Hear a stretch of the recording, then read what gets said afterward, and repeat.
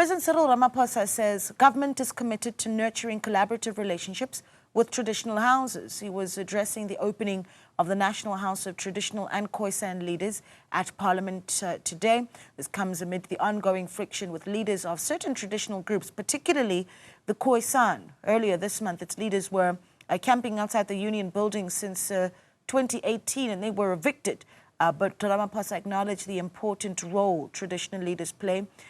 He failed, though, to address the discord brewing behind the scenes. Our reporter, Latashia Naidoo, filed this report.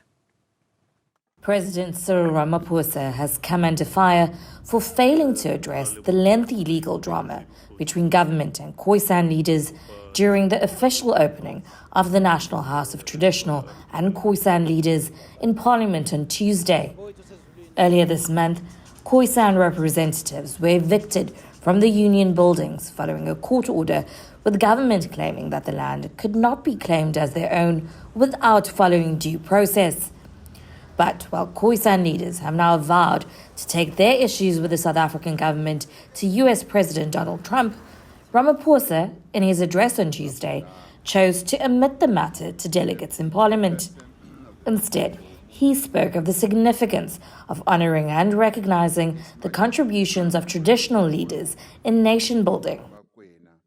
Under the government of national unity, which we inaugurated last year, as traditional leaders, izingonyama zethu, you owe your position to your bloodline.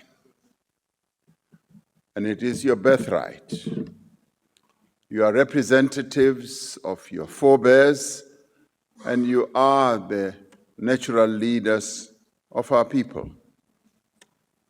History has assigned you your positions as well as your responsibilities. You are vital to the very progress of our country in more ways than one, also with regard to development of its people.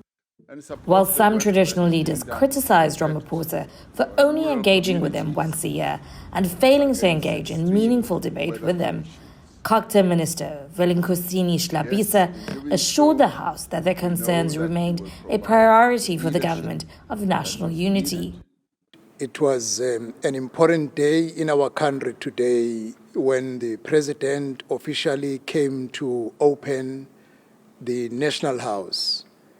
Today, our majesties throughout South Africa, our traditional institution, gathered here in the House to begin the year 2025, which is the first opening under the GNU in the 7th administration.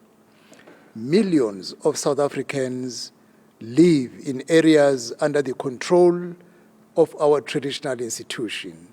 The president concluded by offering assurances that the postponement of the budget speech was not a cause for panic.